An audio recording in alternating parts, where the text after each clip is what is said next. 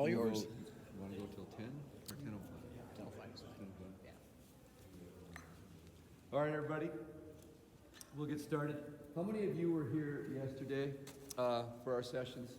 So I don't need to really give much more of an introduction to Coach Hood. But again, just if you have an opportunity to look at his bio, resume, I think it's really, it's impressive for a variety of reasons. I think just because of the eclectic nature of his career, being at all the different levels, and just the uncanny ability to be successful at every level. And success we measure in a lot of different ways, but you know, at the end of the day, everybody wants to have good teams. And you know, we don't coach to get coaching awards, but you know, Coach Hood's has done all of it. And I just think it's interesting that whether it's a high school, small college, Division I, just an approach that's just right there. It's just down to earth. It's simplistic, but yet how many of us follow through on it? You know, we come to these clinics and we see this stuff, and we go, this sounds really good. This looks like, and then what do? 3 months later, we forget. You know, so I just think Coach Hood is somebody that a professional finds the best way to do something, and then does it that way consistently. And that's what I think Coach Hood brings to the table. At the end of this presentation, if there's time, and you want to delve a little bit deeper into the training stuff, like yesterday, I think we kind of got at the end, we didn't get time to get too much detail there, and not a lot of chance for questions. So if there's time at the end, Coach Hood would be willing to talk about that a little bit more if you have questions about training theory. With that, Coach Hood, I think we'll let you take it away. I appreciate y'all coming back. That makes me feel a little better. You mentioned success, and I will tell you that a whole lot of what has come to me has been a result of athletes. I've been at the right place at the right time a lot of times. My first high school job, they won a state championship in football and had some great athletes. And I was their 7th grade coach and their 8th grade coach and got moved up with them. And so it was really convenient that way. So there are some blessings that go along with this kind of thing. I try really hard to look outside of what I do and look at who I'm with. And I realized after that group of guys left, I wasn't as good a coach the next year.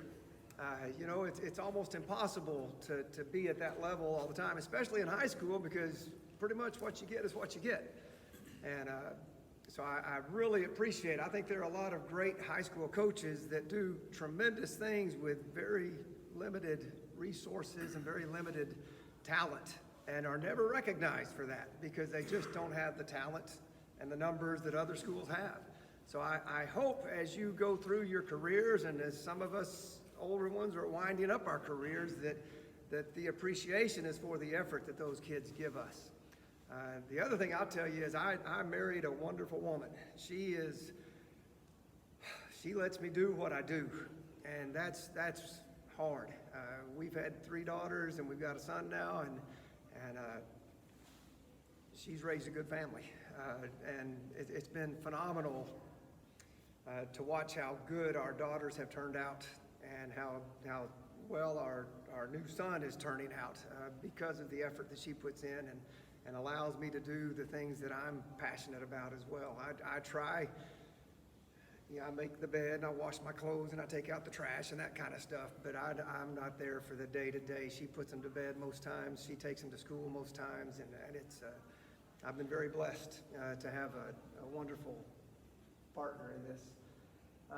What I want to talk about for a few minutes, and this may not take the full hour, so if you do have some questions at the end, I'd be happy to answer. Again, I'm not a genius, but I do feel like I can adapt to situations and try to pull things out of kids that might not come otherwise.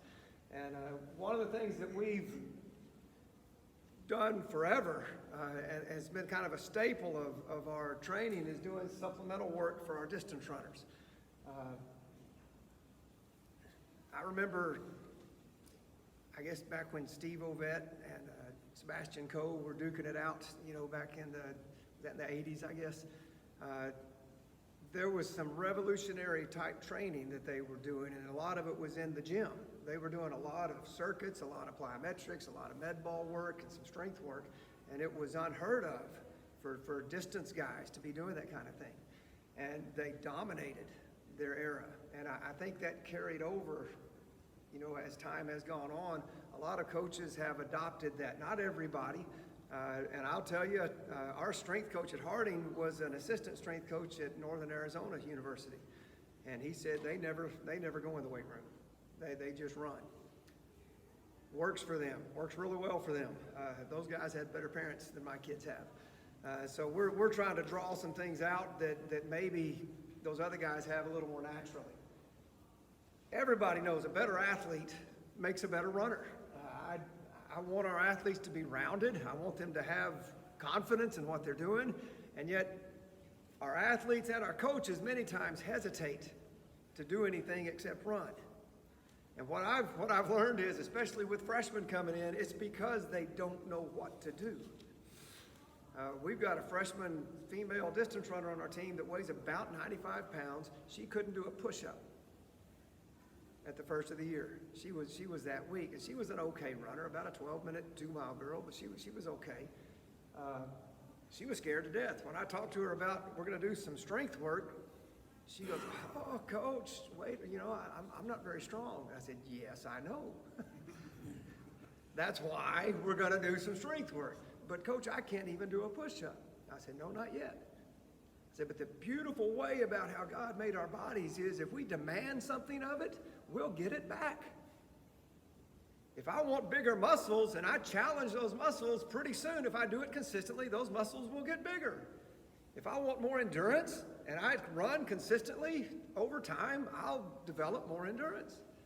We've got abilities to change and adapt and improve or decline, depending on what we ask of ourselves.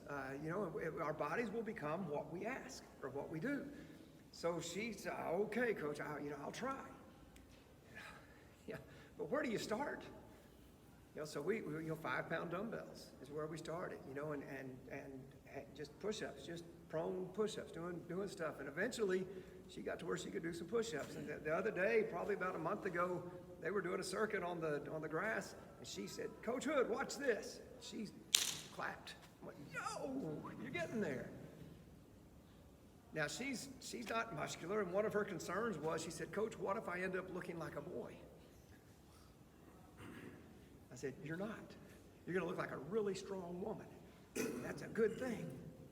That's a good thing." And she kind of went, "Yeah, okay." And she's bought in. Now she'll never be a beast, but her opening race this year was a 10:37, 3,000 meters. Down from an 11:10. That's pretty impressive. I think it makes a difference with her. It's given her some confidence in what we're doing. We have some fears. Some of us as coaches are afraid to do strength work with our kids because we don't know it.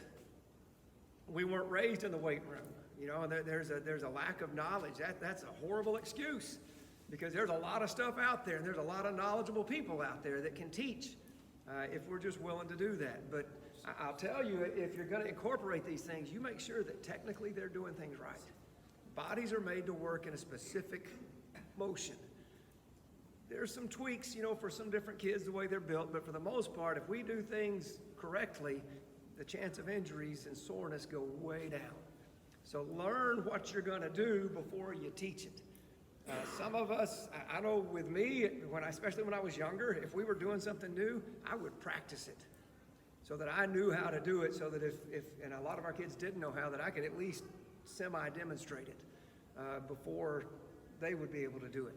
So, doing a good squat, learning how to do a proper push-up, doing the planks and those kind of things. It might kill some of us, but for the most part, it'll make us a little bit better.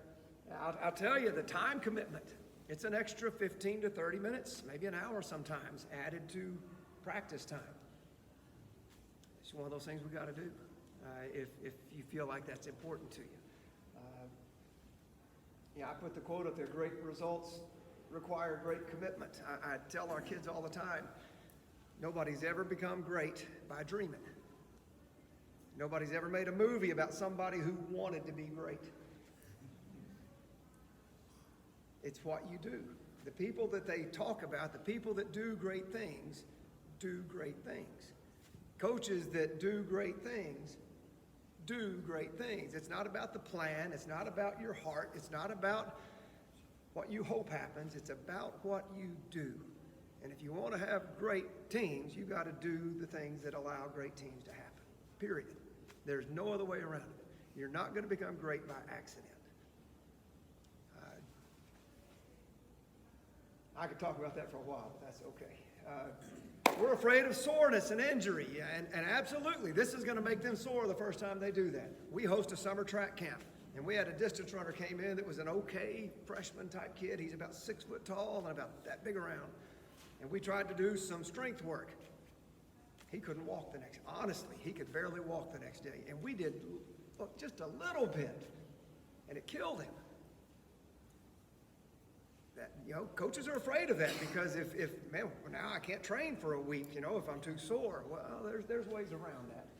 We're afraid of injury. You'll have kids come in and say, Coach, every time I squat, it hurts my knees. Well, let's look at how you're doing that. Let's make sure you're doing it properly. And if we need to adapt and put in a different exercise for you, absolutely. There's options. There's always options to get the result that you're after. They don't have to be the same. And availability of facility. I don't know if you guys have access to medicine balls and weight rooms and things like that. I know at a lot of places, it's in Texas especially, sometimes they won't let the girls in the weight room. Girls don't need to be lifting weights. What? Yeah, I'm serious. It's horrible. Now, a lot of that is the girls' coaches don't want the girls in the weight room too, a lot of times, because we don't want to get them all bulked up. There's a lot of ignorance going around. There's a lot of football coaches that don't want anybody except football in the weight room. And if you're going to come in, it's going to have to be after we're finished, and you better not mess anything up. There are some obstacles to overcome, but that again, are you going to back down, or are you going to stand up and do what's right for your program? They have to let you in. They have to. Now the scary thing is the squeaky wheel doesn't get the grease. Sometimes the squeaky wheel gets replaced. So you got to be careful. You got to be careful how you approach this. But man, stand up for your kids. Get them in there. Again, the athletes' fear, their ignorance, they're afraid of that. Part of your job is to teach and help overcome those fears and overcome that ignorance. And if you do that right, they will buy into this. This is, our kids love this now.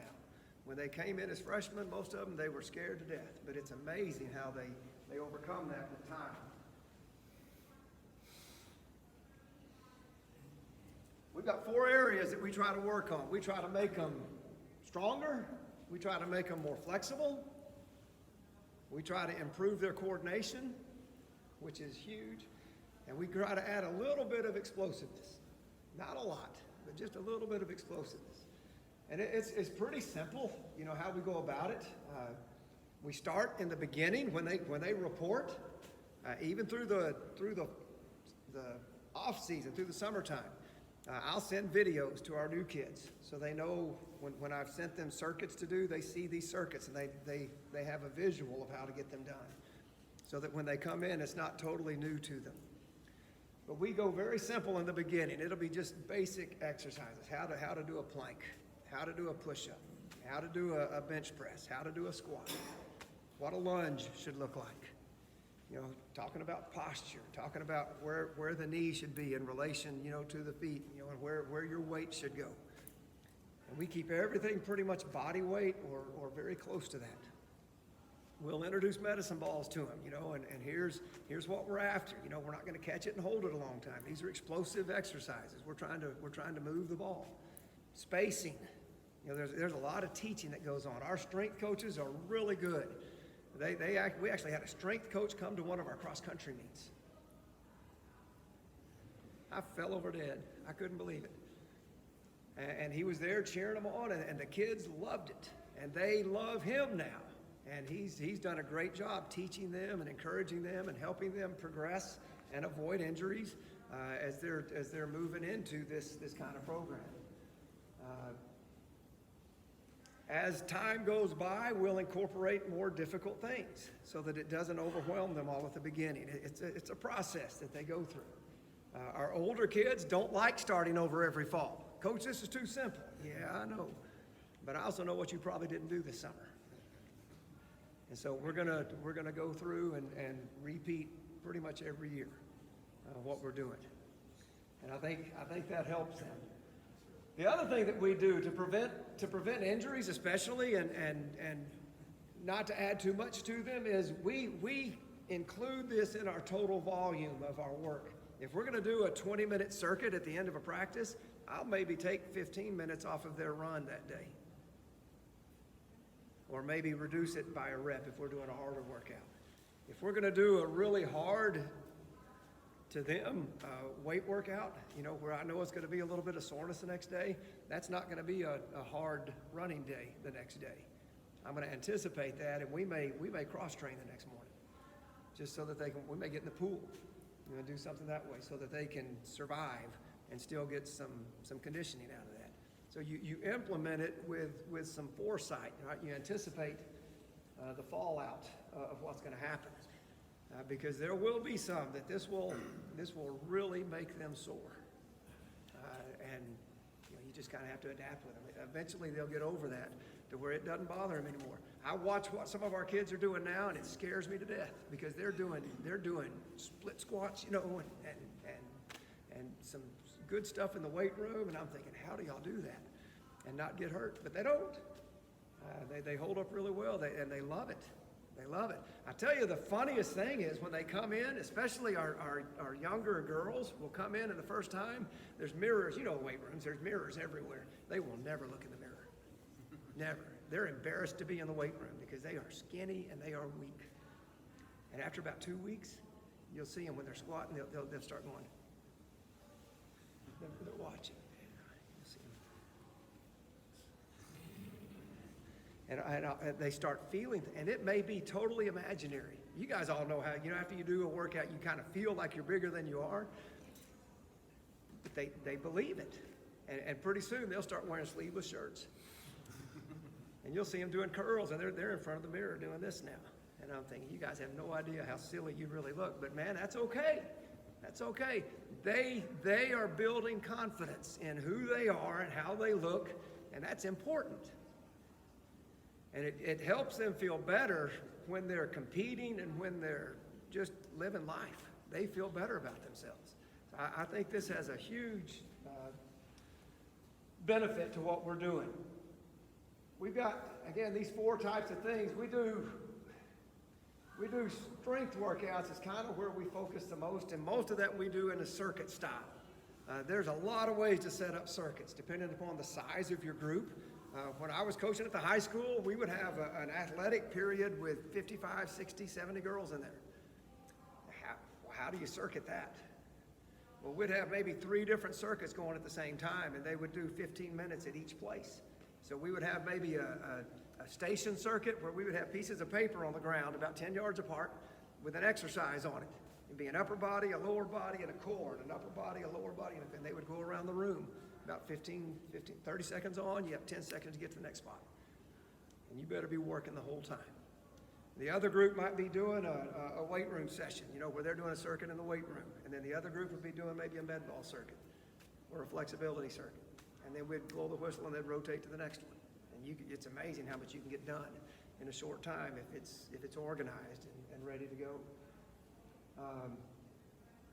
Those are great team builders. You know, them in there cheering for each other and encouraging each other and having a blast and getting some work out of it. Some really good work. You do 30 seconds of push-ups and then go over and do 30 seconds of squats and you get 10 seconds of rest. You're going to be gassed after a while. And then some lunges and then some med ball stuff and then some jump rope is a great conditioning for them as well. For our cross-country kids and even our track kids, we'll do an outdoor circuit of what I call a 4-corner circuit on the track. Most of you, I assume, have a stadium connected to your track. So we'll have at each corner of the curve, we'll have an exercise they do. And they'll do that exercise however many we want. They'll run to the next one, do that one, run to the next one, do that one, run to the next one, do that one. Then they serpentine up through the stands. Then they come back down, and here we go again. And so we'll start off with maybe 12 minutes. How far can you go in 12 minutes? The next week, 15 minutes. How far can you go in? And they're killing it. Some of them dog it. But your top kids are gonna go, yeah, I went this far, watch me this time. You beat me this time, watch me, I'm gonna get you this time. And it turns into a really competitive, and again, kind of a team building type deal, you know, for them. The Four Corners is one of their favorite ones. We'll do circuits in the weight room,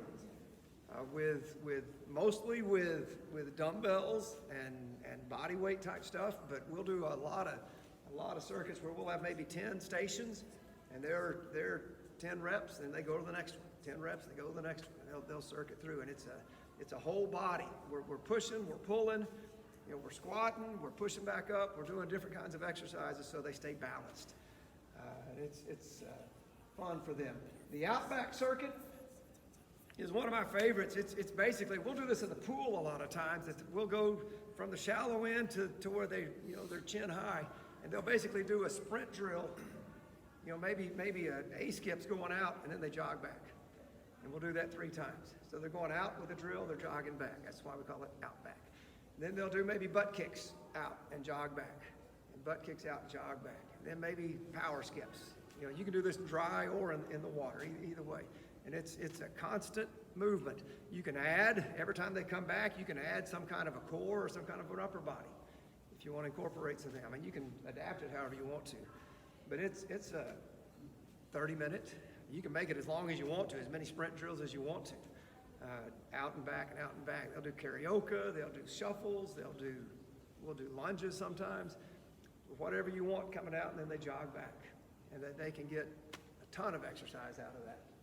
As creative as you want to be.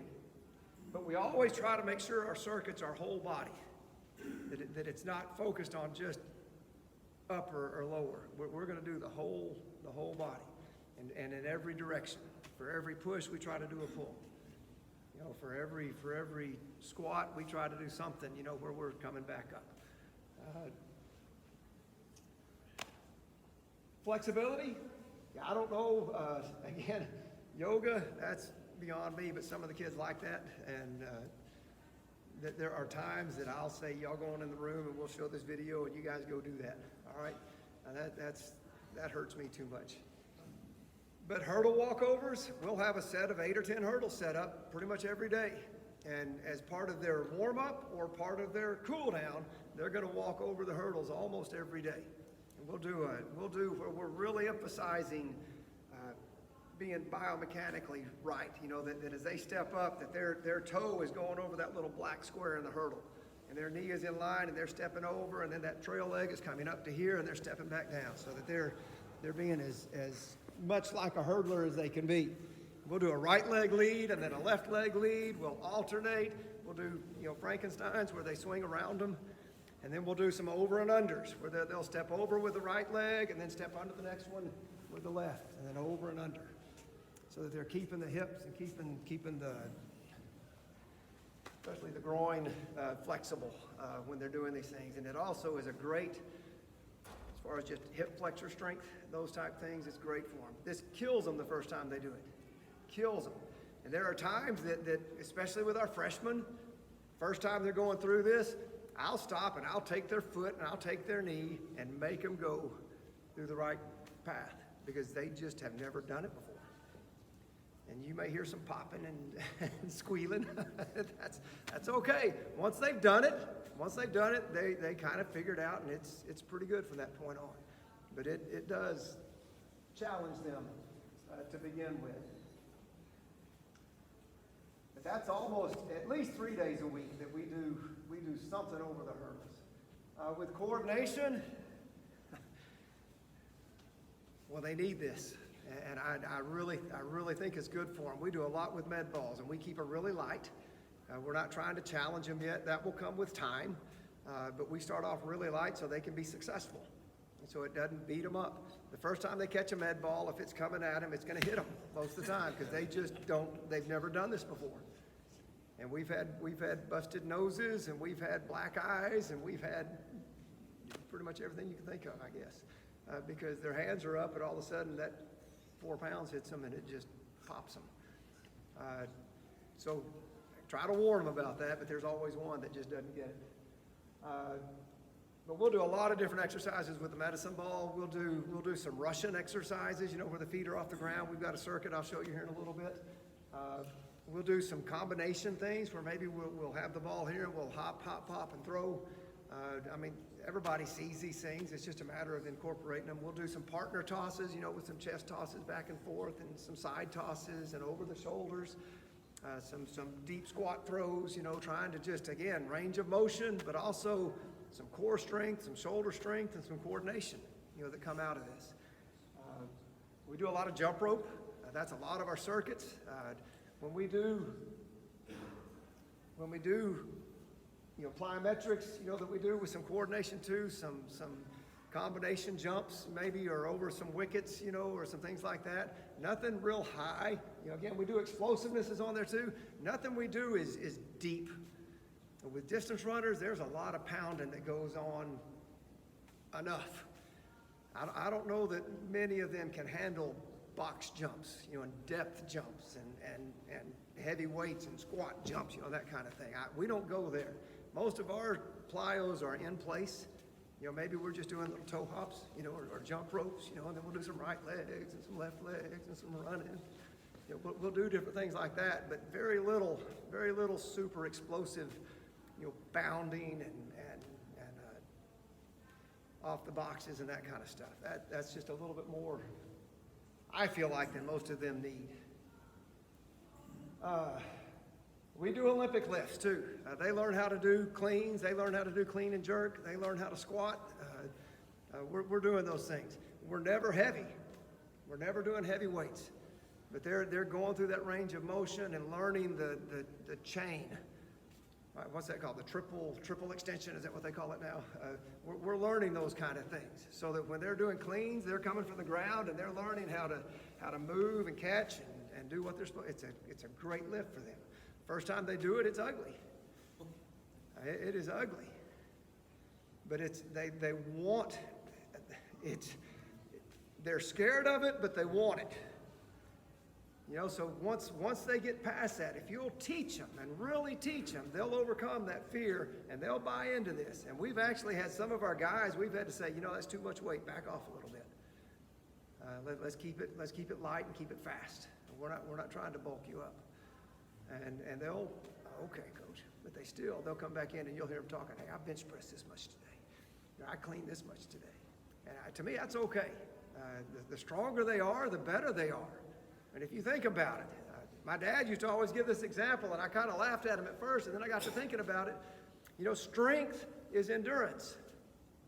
If you got two kids together, and one kid has a maximum bench press of 120 pounds, and the other one has a max bench press of 200 pounds, and you put them each on a bench and give them an 80-pound bar, who's going to lift that bar longer? The stronger kid. I mean, it just makes sense that a stronger athlete is going to have a little bit more endurance. And I'll say this, where do more injuries come from?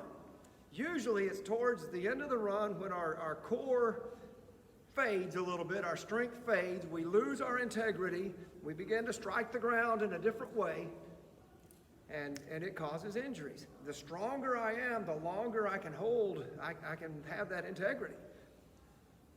And it helps prevent injuries. They will not bulk up. They won't. Now, if you're only running 10 miles a week, they might. But if they're running, if they're distance runners, they're going to look like a distance runner. But they will be stronger distance runners if you do this right. They love it. The byproducts of this, man, I'm telling you, confidence, it's just fun to watch that grow and to watch that happen. Their endurance grows, their competitiveness. That they will come back and say, you got a 10-pound med ball, I can do a 12. And challenge each other. You know, you did the circuit this fast, I can do it this fast. You did this many push-ups, watch this. It's amazing how that happens as they get into this. And it's also, I think, is a great, that I didn't put up here, is it's a great distraction from the boredom of running. It gives them something to look forward to, and it benefits them in a very similar way with the conditioning, but it's not just running. We had a kid last year that was an 800-meter guy that came in. He was a 153 guy, and he had dropped down to about 150, 151, and he was the workingest dude I've ever been around. And about the end of January, I walked up to him and I said, his name was Tebow. I said, Tebow, I said, you need to back off. You're working too hard. You know how they get that look where their eyes kind of get drawn back, their sockets are dry, you know, and they just have that look where it's like, you're about to die. You need to back off. Oh, no, Coach, I'm feeling great. I said, I'm telling you, you need to be, you're at that point where you need to be very careful. The next week, stress fracture in his thigh, which is very rare. Well, he's a senior. What in the world are we going to do? So we sat down and I said, Tebow, the only chance you have is, man, you got to swim like a wild man. You got to do everything you can to keep your fitness as high as you can. Ride the bike, but you got to work like crazy. He was out for 6 weeks. So all of February, pretty much all of March. We had about 5 weeks left in the season. He comes back and wins our conference meet. Runs 148. He got better. He got better by not running as much. Crazy. We had a guy at Abilene Christian when I was coaching down there, a distance runner, had won the NCAA Division II meet 3 years in a row. Nobody's ever run it 4 years in a row, ever. We go to Oklahoma State. He runs the Cowboys Jamboree, blows everybody away. This guy was phenomenal, a Kenyan kid. He was phenomenal. He comes back and he gets out of the van. He goes, my knee hurts. He tries to run the next day. He goes about a mile and his knee locks up. He's got his IT band is inflamed. Well, that's not something that goes away overnight. He rested for a week, tried to run again. No good. He couldn't run. He's in a panic. We get him in the pool. If you know anything about Kenyans, they don't like water. Okay.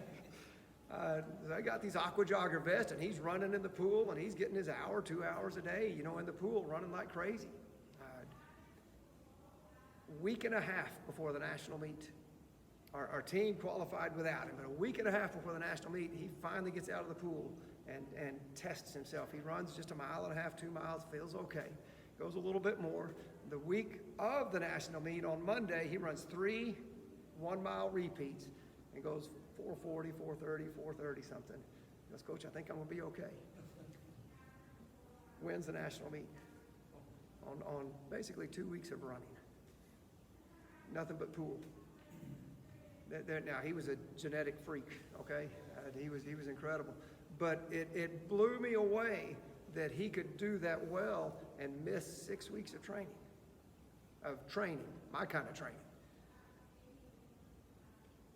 Sometimes there are options out there that we overlook that will help them, that will keep them maybe more engaged and maybe even benefit them more. I got a guy on my team, my best kid is a 30, 40 mile a week guy. And we get him in the pool and he rides the bike and does other stuff, you know, to help him get better. These supplemental things can be a huge benefit for them if we incorporate them the right way and teach them the right way. So I tell you, don't be afraid sometimes to back off the mileage a little bit and use these other areas that still condition and still improve them without beating them up as badly as just hammering the road does.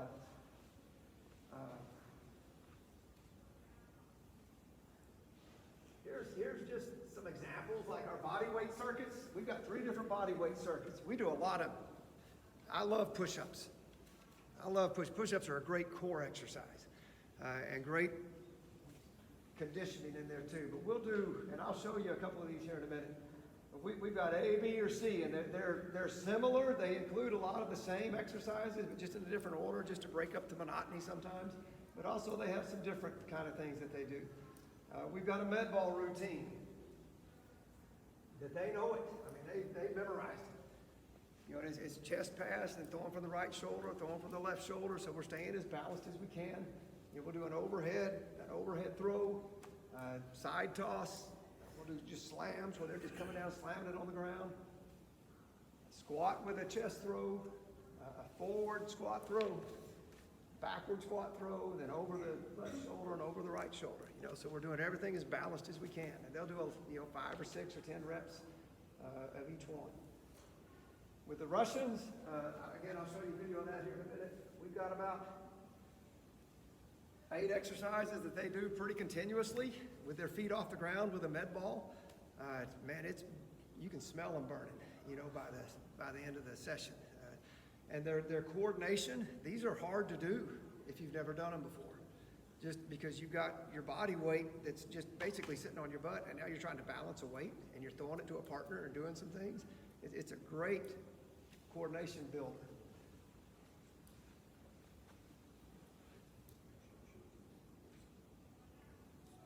We have about 4 different lifting circuits that they can go through. It's 10 to 12 exercises, and they go through, they get 10 reps, they get 60 seconds to go to the next place.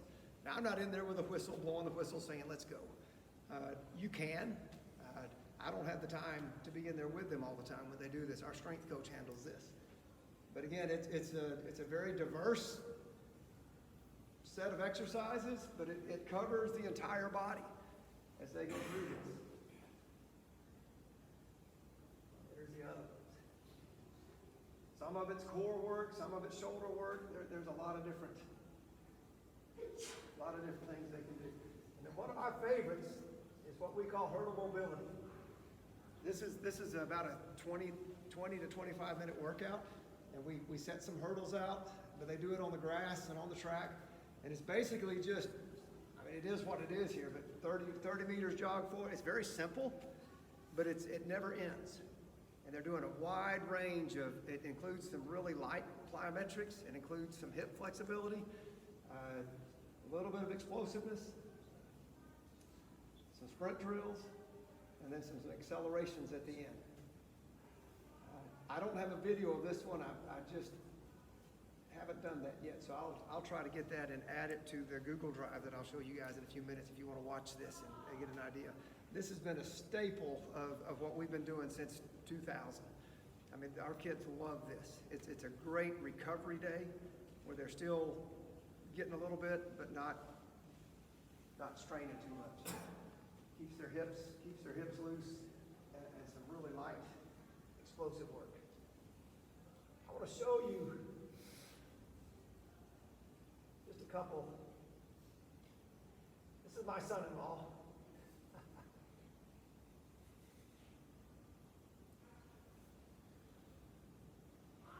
I don't know if we can hear any of this, but this is just a typical body weight. He won't do all the reps. Oh, come on.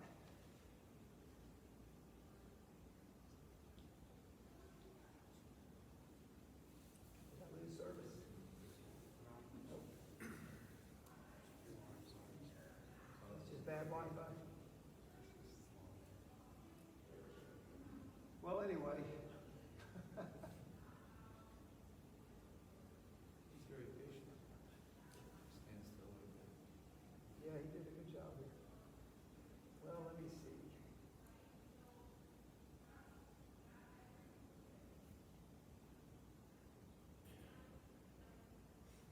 Eager to if maybe this will work.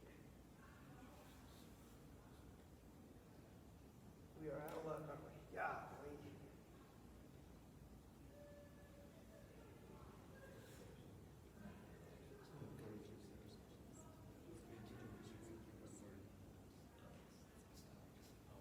Well, it works this morning. Do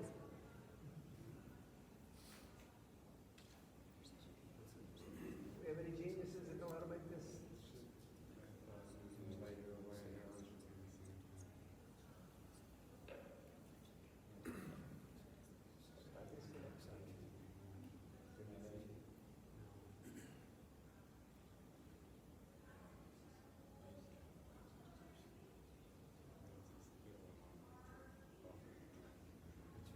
Well, maybe it'll pull up here in a minute.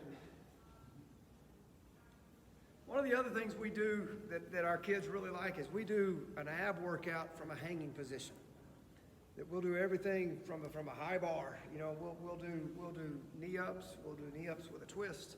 We'll do L ups where they're bringing their shins to the bar. We'll do wipers. You know, hanging wipers.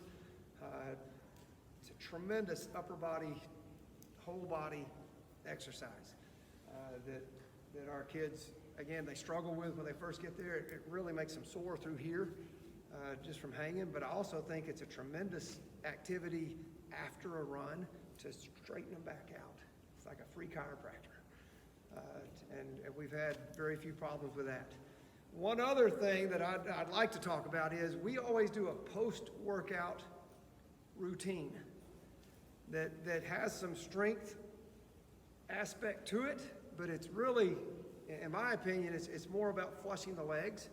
But we have about 4 different exercises we do after every single workout, that whether they're sprinters or distance runners or whatever, that we'll come out and we'll do a set of body weight squats where they'll get their legs set and just 10 deep and slow squats.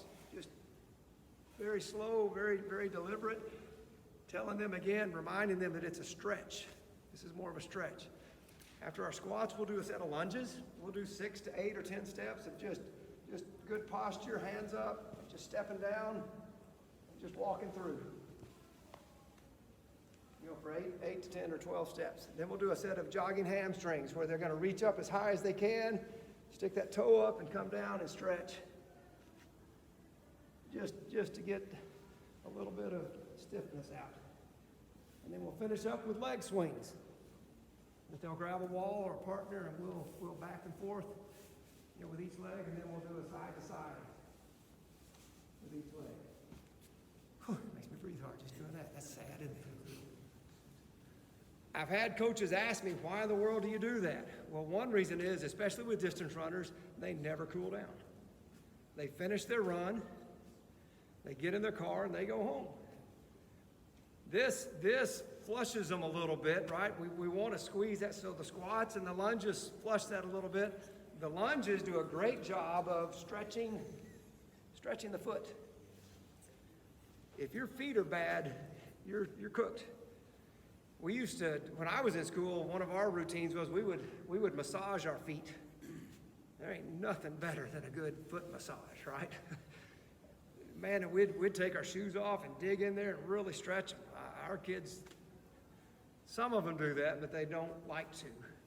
So the lunge, when they step over and push and come down, that whole, the arch, everything in there, the Achilles, everything gets a little bit of stretch.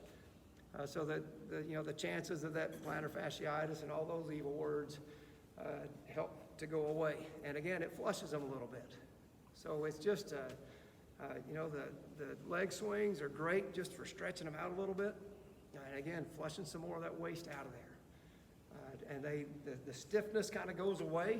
You guys have felt, when you ride home or after a race, you get on the bus and you get up and you're like, oh man, this has eliminated a lot of that. So after every morning run, after every afternoon run, our kids, 10 squats, 10 lunges, jogging hamstrings, and leg swings. We get them done, no matter what. And it's just a part of what they do. I think they'd get tired of it, but they might, but it just kind of becomes a routine. It's just part of the day.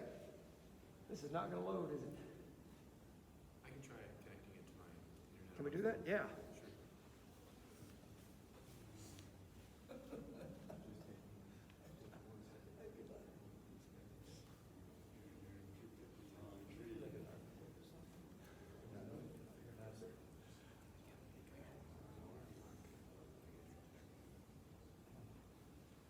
There's always one hero in the group.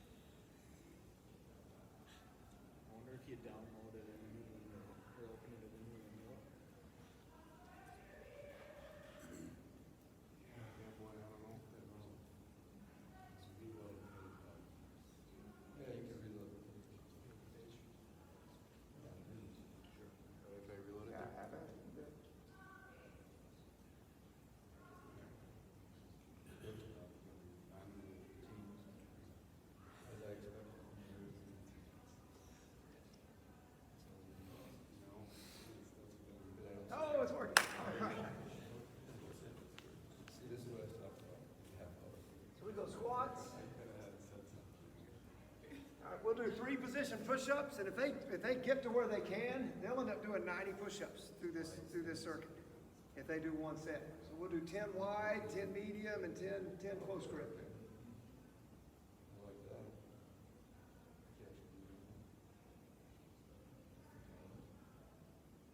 And we'll move to bicycles. Again, you notice he's dorsal flexing the whole time. He's pushing his heels out, getting some cross body work.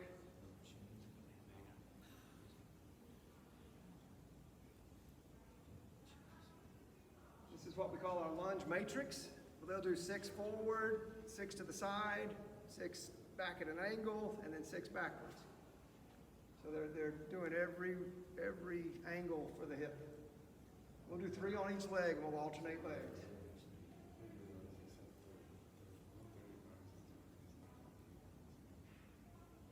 He's doing an abbreviated version.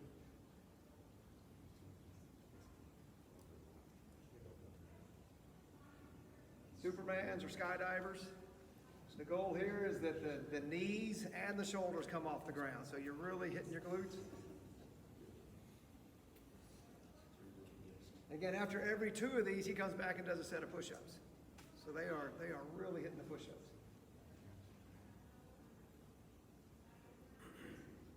Now these body weight squats, I would prefer them to be done on a bench than free like this. They tend to go a little too low. That's my daughter, by the way, who is very beautiful. They ended up getting married.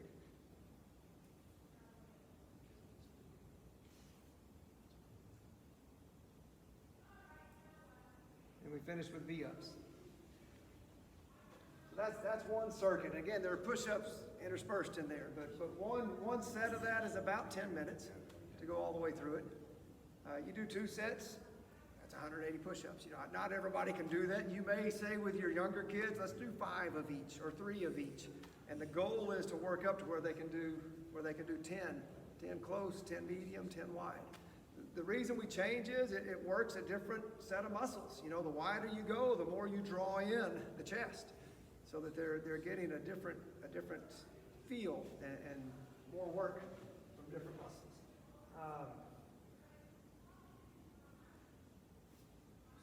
These are the hanging abs. Again, abbreviated version. He was a pole vaulter, not a distance runner, by the way.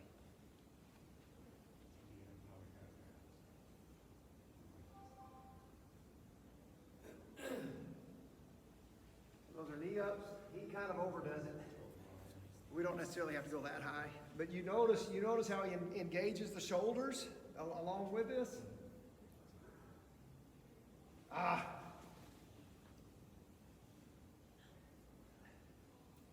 L-ups, he's bringing his shins to the bar. You may have to help your kids do that. You don't have to grab both legs. It's funny, if you grab one leg, the other leg will go with it. If you want to help them get up. Coach Hood, that Yes. one right there, that particular one he just did, when I had 9th graders, 10th graders come and do that, that's how I pick my pole vaulters. If they could do that, and Yeah. the deal was they could do 7. Right? 7's tough. Pole vault. Yeah, 7's tough. And that was it, but that's how we chose them. Now, do you ever try to get, his knees are a little bent there, is that what you want? He's just not very flexible. Okay, so if the knee, Yeah. is it We ideal? won't straight. Okay. We won't straight. On the L-ups especially. They say married people like their parents. He's a lot like me. He can't hardly touch his knees sometimes, but he's a good worker. Now you notice on this, she's pushing him forward to help him keep his balance.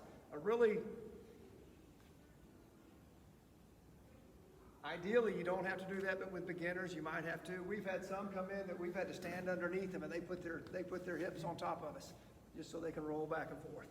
But the goal is to get them to where they can do that without assistance. He doesn't go very far.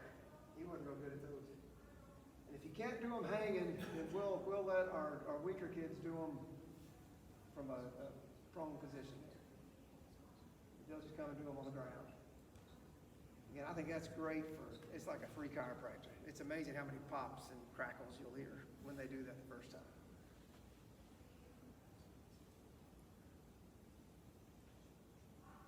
You got a plank circuit.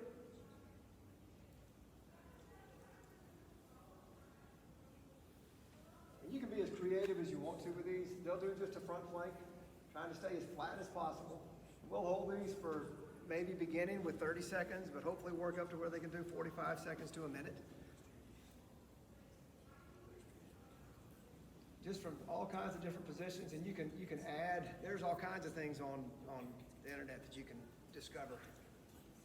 But we'll make sure we go around the body. And we're gonna do a front, a back, a side, and the other side. And then we'll incorporate some movements.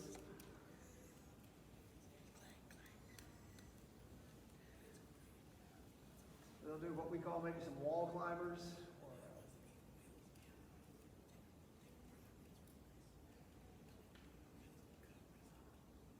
She's better at it than he is.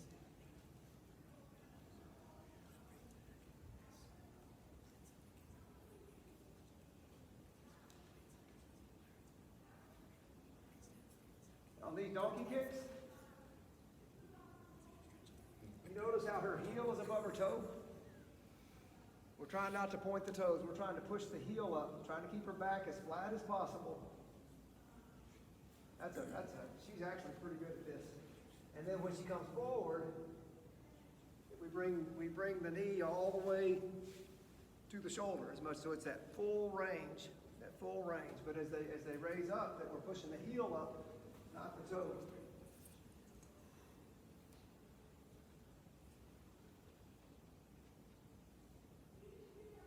We do circles. And again, we're trying to stay dorsiflexed. We'd like that knee to be at 90 degrees.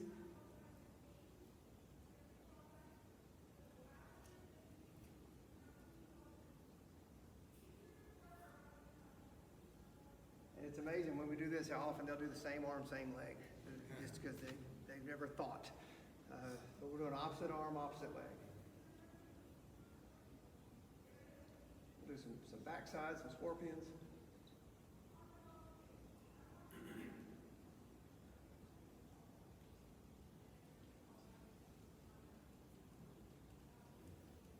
We call these bird dogs.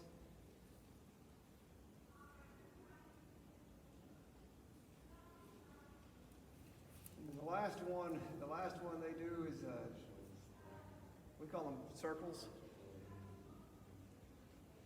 He's just moving around the circle, and when he gets a full circle, he'll do another push-up and go back around the other way. If you get creative, you can do a push-up every time they move. If they push up, move, push up, move, push up, so they do a full circle. And then he would normally go back around the other direction.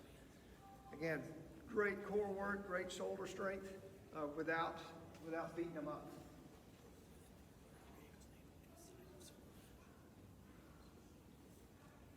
These are two of my distance knuckleheads. So we're going to do Russians. So we're doing Russian twist. So the ball is touching the ground every time. The feet never touch. These are called heartbeats. Waders, not waders, waders like he's carrying a tray. We'll do both arms, push it up. Then we'll follow that with rainbows. So up and over. They're pretty good at this. Our freshmen fall down. We call these halos. We're going each side. We'll go 15 times around each way. These are straight arm raises, which is really hard to do to keep your balance. And then straight arm side. Well, the straight arm is tough. I mean, because it really works you, and just trying to be able to keep your balance and do those things. So those are our individual ones, and then we have some partner Russians. We do a partner toss. So they're catching and touching the ground. Again, we never let them cross their legs. Their legs are always separated, so you don't have a stronger leg. This is the one that kills them. We'll go side to side, other side.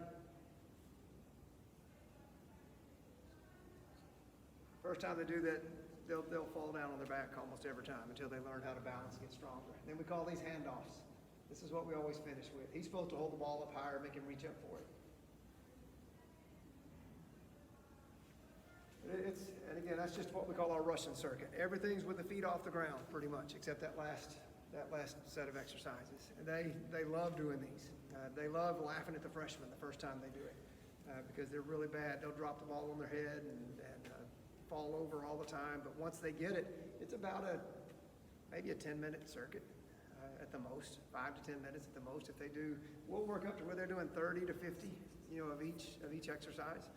And it's a good bonding time. It's after the running is over, so they're kind of cooling down and enjoying each other and having a really good time doing this while they're getting stronger and continuing to condition when they do these things. I challenge you, go try to do that thing. That's a pretty tough workout if you do it nonstop. There's a lot of good in it.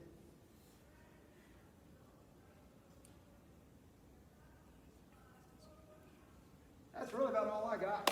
I would just challenge you. I think this could help in a lot of ways. I think it will.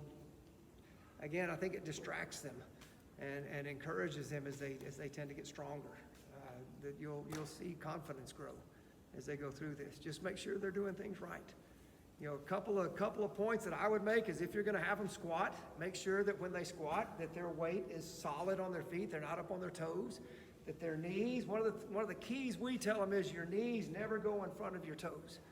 As I'm squatting, my knees stay back behind my toes all the time. I'm never going to squat like this. You heard it. That's where the injuries come from. When we're lunging, we're never going to lunge forward, right? We're always coming straight down, so the knee stays behind the toe at all times. We never want to it's not made to move that way. So if you keep them technically correct, they will tend to stay healthy as they go through this. Any questions? Anything I can help with? Questions? All right, good. Thank y'all. I don't know. I think there's going to be another drawing between. I'm not positive on that, but probably. Next session, what is it, 10:30? Thanks for paying attention.